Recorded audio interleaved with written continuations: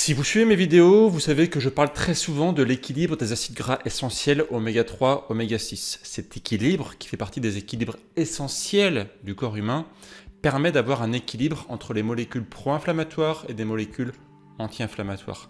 Si jamais l'équilibre n'est pas maintenu, cela peut être le siège de maladies importantes. Les acides gras essentiels, comme leur nom l'indique, sont des acides gras qu'on ne peut pas synthétiser nous-mêmes. On doit les avoir par l'extérieur, par notre alimentation. On doit avoir du coup des sources d'oméga 6 et des sources d'oméga 3.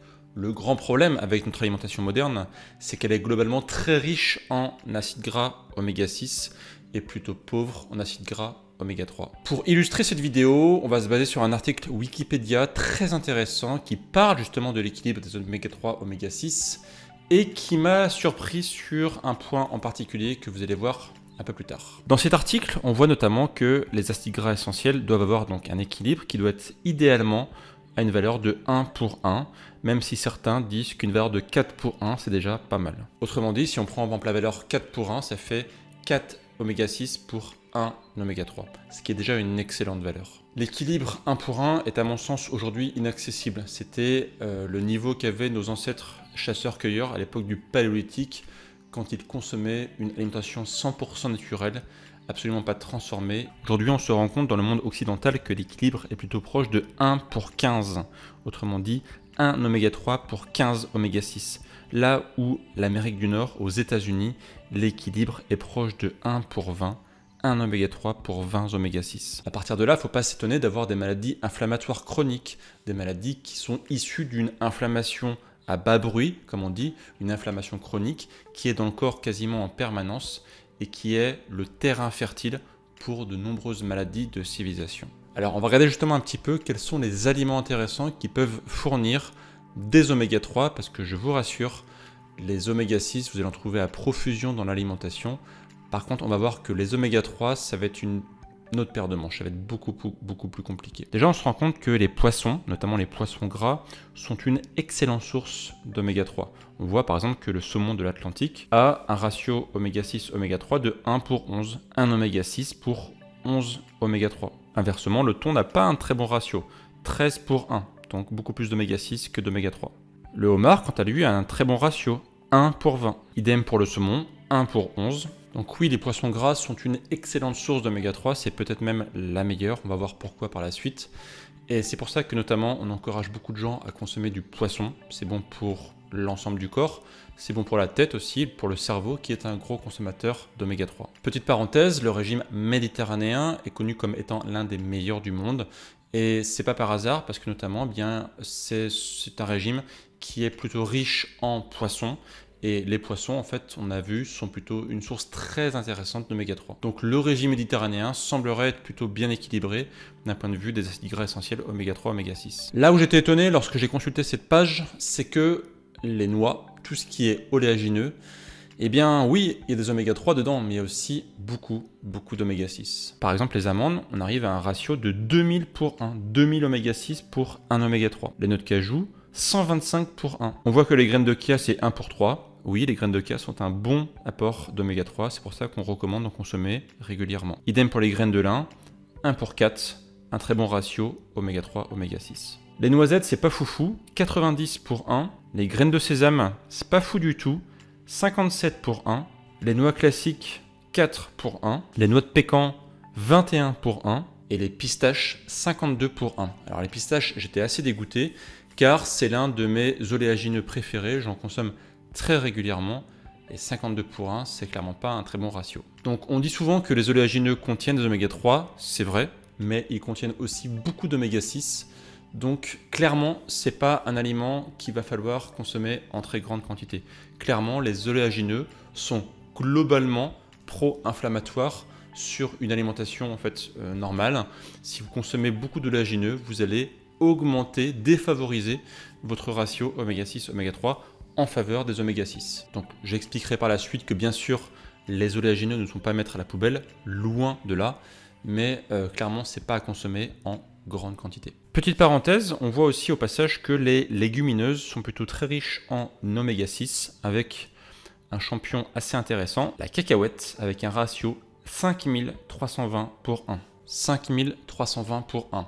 Les cacahuètes, c'est énorme, c'est des aliments très hautement inflammatoires. Bien ensuite, les légumes, et comme on le voit, ce sont des aliments qui sont plutôt riches en oméga 3, à part quelques exceptions. Et ce qui est intéressant, en fait, c'est que les ratios sont plutôt faibles. Par exemple, 1 pour 1, 1 pour 2, 1 pour 5. On dépasse rarement, en fait, 1 pour 10. Ce qui montre que certes, les végétaux sont globalement plutôt intéressants en oméga 3, mais qu'il faut consommer en grande quantité pour avoir des bons ratios.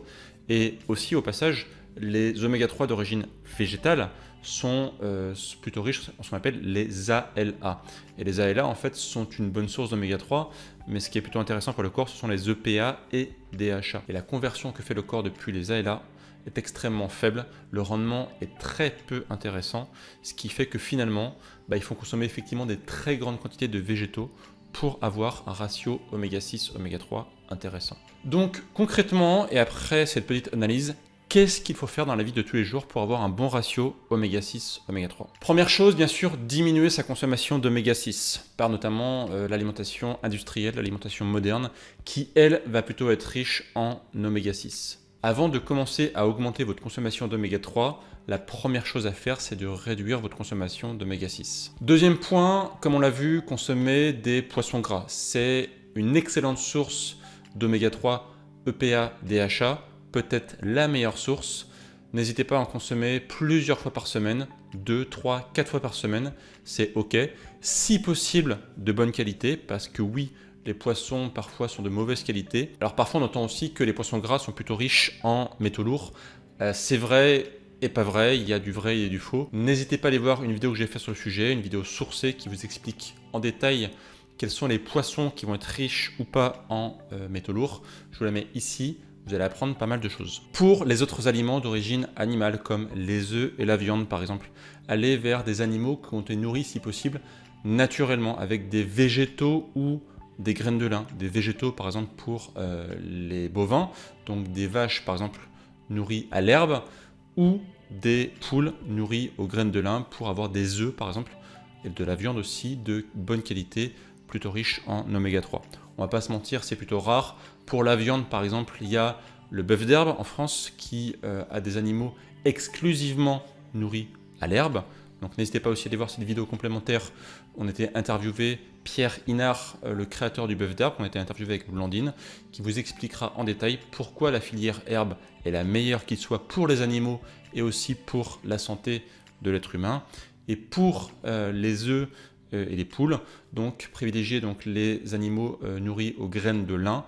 Là aussi, il y a une filière qui s'appelle la filière bleu blanc cœur qui certifie cela. Attention, l'idéal étant bien sûr bleu blanc cœur avec bio, parce que bleu blanc cœur ne veut pas forcément dire que c'est bio.